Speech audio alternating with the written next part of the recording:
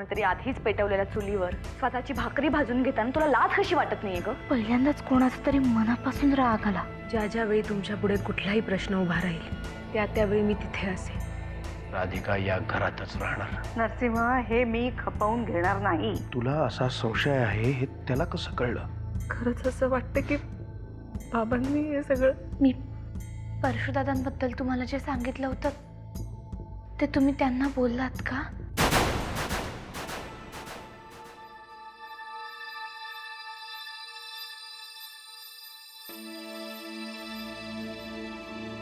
अरे दादा, I am sorry. I am sorry and thank you. काय झालं, पीत बसलो होतो आणि एकदम बोलावून आलं म्हणून आलो. काय झाले सांग की दादा. शेवटी शेण खाल्लंसच ना तू.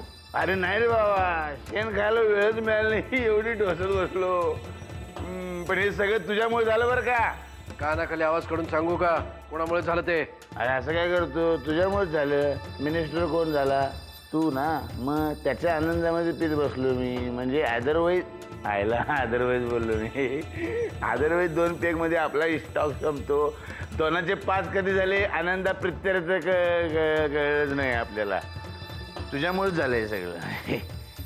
परशु, मला नाही वाटत तुझा हा आनंद जास्त काळ टिकेल. हा काय काय काय बोलतो काय? अरे आत्ता तर मिनिस्टर झाला, लगेच काय राजीनामा देतो का काय? मारू नको. तुझी नाटकं बास झाली.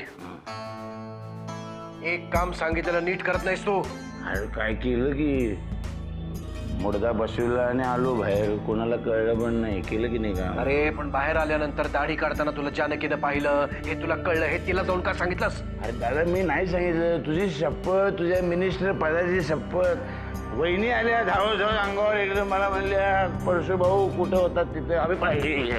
हरामखोरा, पुन्हा जर अशी चूक झाली ना तुझ्या हातून, अशी गफलत झाली ना, तर तुला जिथून बाहेर काढल्या तिथेच आत पाठवीन, कळलं काय? आणि जानकीपासून लांब राहा.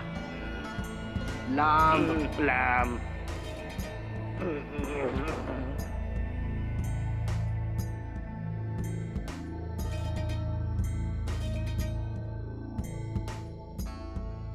साहेब,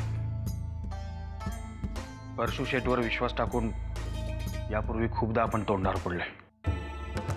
ती चूक यावेळी नको करायला. मला वाटते परशु शेटला आपण रमावतीला पाठवून देऊया. वाटलंच होतं वाकणेस. अजून तुम्ही बोलला कसे नाहीत? साहेब, मला धोका स्पष्ट दिसतोय. वाकणेस, तुम्ही फक्त तोंड बंद ठेवाल अशी अपेक्षा आहे.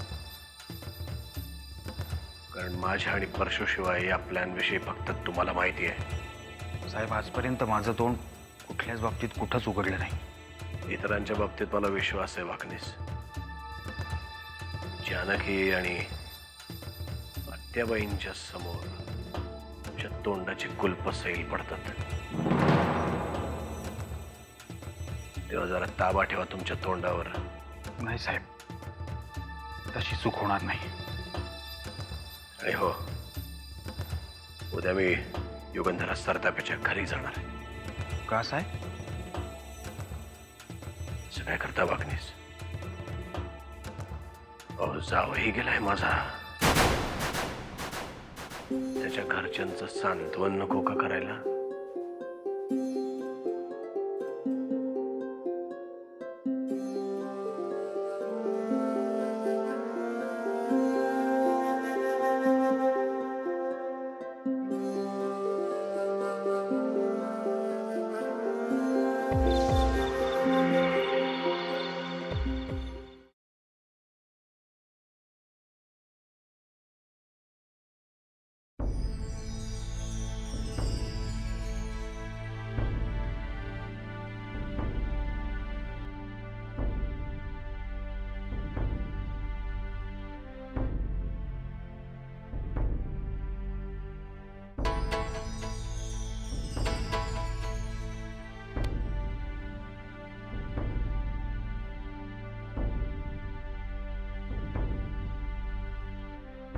नरसिंहाला भेटून आली आहेस का भेटायला चालली आहेस? अजूनही या घरात मला बरीच कामं आहेत आत्याबाई. हो, या घरात सगळ्यांना खूप कामं आहेत, तुला सुद्धा. म्हणूनच महत्वाच्या कामाबद्दल विचारलं ना. तुम्हा सगळ्यांच्याच बोलण्याचा सूर थोडा बदललाय. कारण तू बदललीस. फक्त बदलली नाहीयेस, भरकटलीस. आत्याबाई, जर तुम्हाला कुठला मुद्दा पटत नसेल तर तुम्ही मला स्पष्टपणे बोललात तरीही चालेल. तुझ्यामुळे आज या घरच्या लक्ष्मीला स्वयंपाकघरात झोपावं लागलं.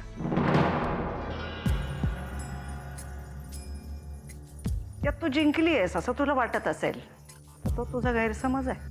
आत्याबाई, मलाही जानकीबद्दल सहानुभूती आहेच.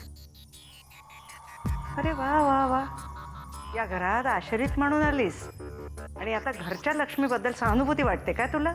माझा तो अर्थ नव्हता. तुझ्यासारख्या बायकांचे सगळे अर्थ माहिती आहेत मला. दुसऱ्याच्या संसारात बिब्बा घालणं चांगलं जमतं तुम्हाला. जानकी, तू तरी काहीतरी बोल. या घरात यापुढे तुझ्याशी फक्त मी बोलणार आहे, कळलं?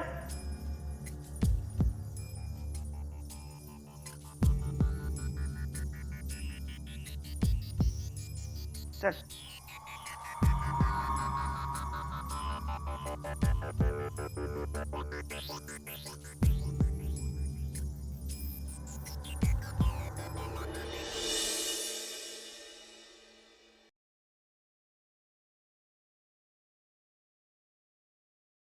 छान वाटतंय ना स्वयंपाकघरात झोपायला? आणखी किती दिवस झोपणार होतीस तिथे? तसं नाही आत्याबाई, पण मी तिकडेच ठीक आहे.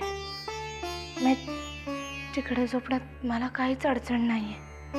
तुला कशाचीच काही अडचण नसते ग. उद्या तुझा नवरा सोडून गेला तरी तुला कुठे अडचण आहे काही?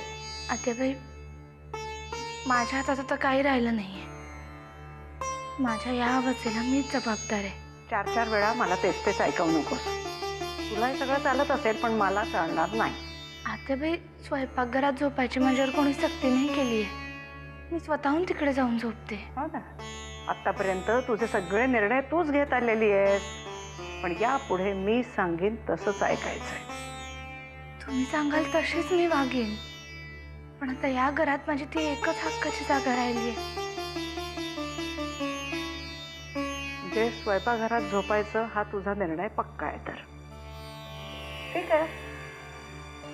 मग माझाही निर्णय ऐक.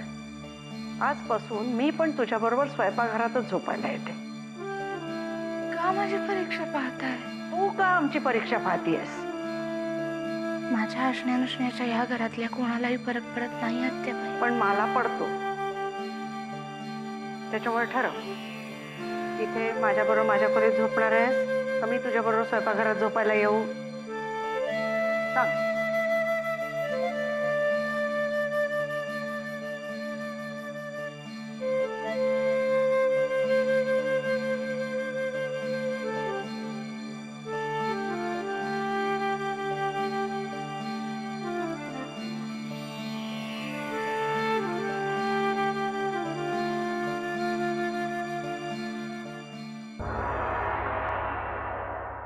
वाकनीस, अभिनंदन, त्रिवार अभिनंदन. वामनराव, मंत्रीपद साहेबांना मिळालंय, मला नाही. अहो, तुमचे साहेब आता सार्वजनिक बांधकाम मंत्री झालेले आहेत. आता तुम्ही त्यांचे पीए म्हणजे तुमचंही अभिनंदन करायला हवंच की. कसल्या फाईल्स काढून बसलाय? सगळ्या महाराष्ट्राच्या 7/12 आता बांधायला काढताय की काय? वामनराव, एवढं कुठलं नशीब आमचं. आपले साहेब स्वतः काही खात नाही आणि दुसऱ्याला खाऊ देत नाहीत. ऐकली आहे तुमच्या साहेबांची ही कीर्ती. मग कशी काय झाली दिल्लीची वारी? कोणाच ठाऊक, मी तिकडे थोडंच होतो.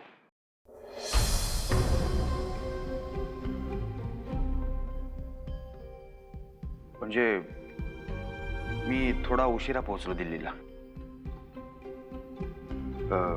साहेब आणि परशुशेठ सकाळी 8च्या फ्लाईटने गेले आणि मी 12च्या. हो, काय म्हणे?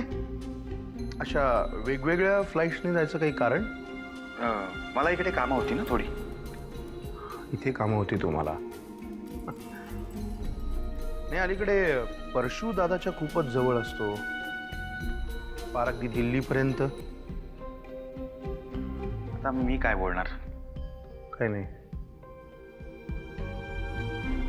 अग्नीस, दादाच्या मनात एखादा नुसता विचार जरी आला तरी तुमचा मेंदू लगेच त्यावर काम करायला लागतो. आणि तुम्ही मला सांगताय मी काय करणार? ते सगळं ठीक आहे वामनराव, पण तुम्ही आज एवढे प्रश्न काय विचारताय? अग्नीस, वकील आहे मी. प्रश्न विचारणं हा माझा स्वभाव आहे. आणि ते खोदून खोदून विचारणं ती सवय. आणि तुम्हाला तर माहितीच आहे ना वागणीस, अहो शेवटी माणूस काय सवयीचा गुलाम, हो की नाही? तुम्ही बोलण्यामध्ये ऐकणार आहात का मला? बरं चला, येतो मी. खूप कामं पडलीत आणि तुम्ही म्हटल्याप्रमाणे मंत्र्यांचं पी आहे ना मी. वेळ वाया घालून चालणार नाही मला.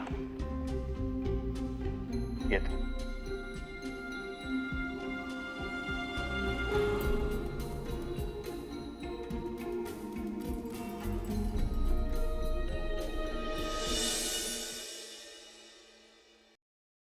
अभिनंदन. लग्नाच्या वाढदिवसाच्या हार्दिक शुभेच्छा. का माझ्या जखमीवर मीठ चोळतेस? अहो असं का बोलताय? खरंच मी मनापासून शुभेच्छा दिल्या. जानकीलाही देणार आहे. तिला द्यायच्या असतील तर दे, मला नको आहेत तुझ्या शुभेच्छा.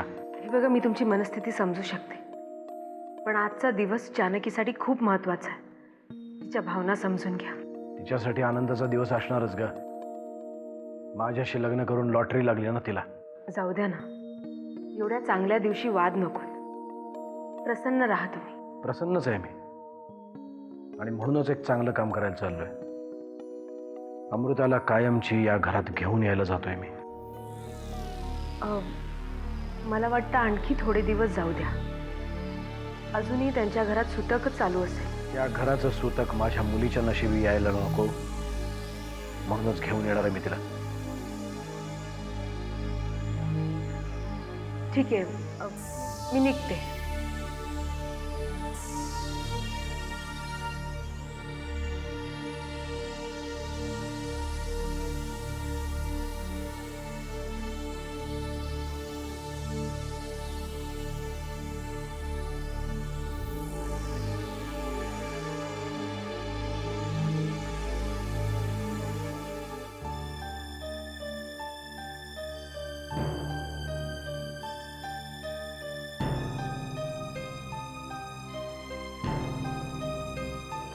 काय तमाशा चालवलाय हा?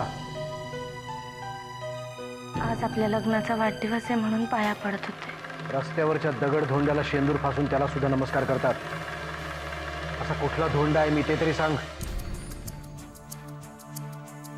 तुम्ही मला या घरात आणून माझ्यावर खूप उपकार केले. त्या उपकारांची चांगलीच परतफेड करतेस दिसतंय मला.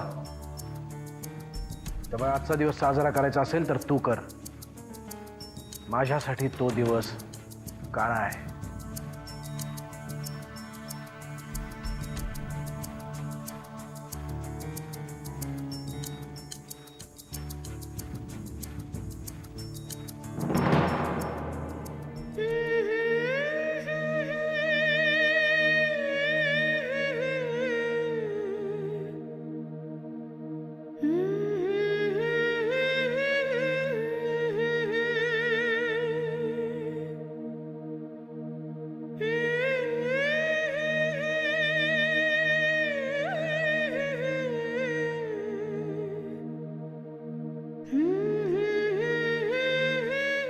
नाही, खरं कारण अजून काहीच कळलेलं नाही. माझा कुणावरही संशय नाहीये, कारण आर्यनचं कुणाबरोबरच वैर नव्हतं. हा सुनबाई ठीक आहे, ह्या सगळ्यातनं बाहेर पडायला तिलाही थोडा वेळ लागेल ना. नाही, मी एवढ्यात कार्यालयात येणार नाहीये. हो हो, दिल्लीहून साहेबांचा फोन आला होता, ते येणार आहेत.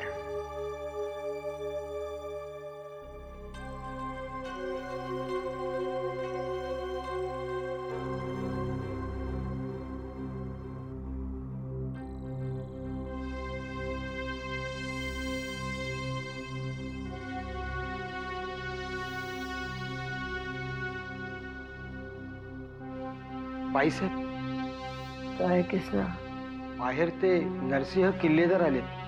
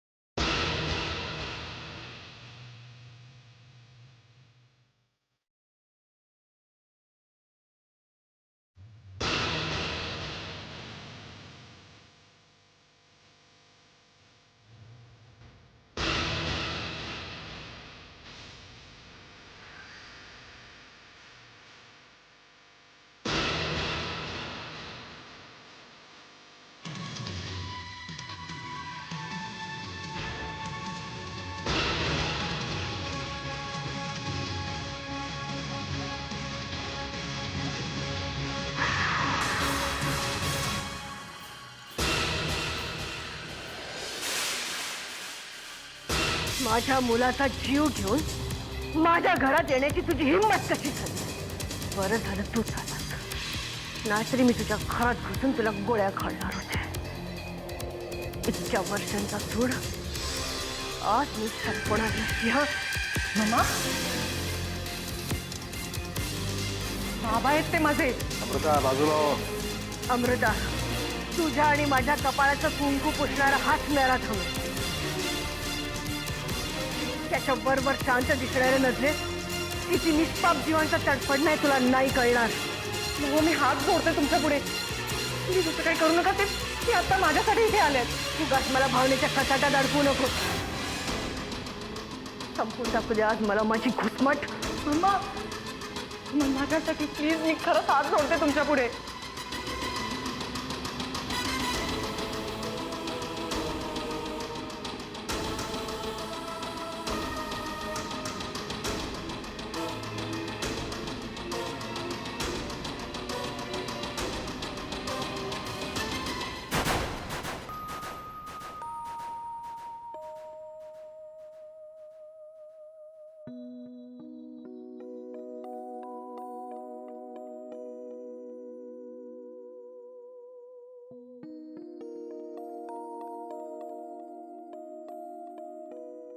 काय ग, असा चेहरा का पडलाय तुझा? एकदा आरशात जाऊन बघ जरा. आजचा दिवस काय आणि तुझा हा अवतार काय? आजच्या दिवसाची काहीच किंमत नाहीये का? मी या घरामध्ये आल्यानंतर असं काय आनंदाचं घडलं या घरात? ज्यांच्या पाया पडून या दिवसाची सुरुवात करायची त्यांना तरी कुठे माझी किंमत उरली आहे? एवढ्यात हातपाय गाळलेस? अजून खूप खूप सहन करायचंय तुला. नुसतं सहन नाहीये करायचं, लढायचंय पण. कुणाशी? स्वतःशीच. तेवढी ताकद नाही उरली आता माझ्यात. लढावं तर तुला लागेलच, त्याला आता पर्याय नाही आहे. आणि नुसतं लढायचं नाही आहे तर ती लढाई जिंकायची पण आहे. आत्याबाई, यांच्या मनात आता माझ्याबद्दल काही उरलं नाही. या सगळ्याला तू सुद्धा जबाबदार आहेस जानकी. जाऊ दे, आता अशी रडत बसू नकोस. जरा आठव पूर्वीची कशी होतीस ते. अगं, परशू सारख्याला नाक घासायला लावलंयस तू. राधिका की झाड की पत्ती? नाही, माझी राधिकाताईंबद्दल काही तक्रार नाही. पण माझी आहे ना. आणि जोपर्यंत ती या घरात राहणार आहे तोपर्यंत ही तक्रार राहणारच. तिच्यापासून नरसिंहाला जिंकून घ्यायचंय आपल्याला. आपण असं काही केलेलं त्यांना नाही आवडणार. त्याला आवडेल की नाही हे त्याला विचारताय कोण? त्यालाही आता 4 शब्द ऐकवायची वेळ आलेलीच आहे. आत्याबाई, मला नाही वाटत आता हे माझ्याशी नीट बोलतील म्हणून. जानकी, मी तुझ्या पाठीशी आहे ना. चल, आवरून घे. नाही नको. अगं जरा नीट नेटकी साडी नेस. चल आत्याबाई, मी सांगतेय ना. चल अहो चल चल म्हणतेय ना. आत्याबाई, वाचलाय पण एक लक्षात ठेव, प्रत्येक वेळेला तुझी लेक तुझी ढाल नाही बनणार. अमृता, आज तुझ्यासाठी तुझ्या बापाला सोडले. विचार त्याला आता इथे कोणाचा खून करायला आलाय. बाबा तुम्ही का आला तिथे? तुझ्यासाठी, ज्याच्यासाठी तू या घरात आली होतीस तोच आता नाही अमृता, म्हणून तुला आपल्या घरी घेऊन जायला आलोय.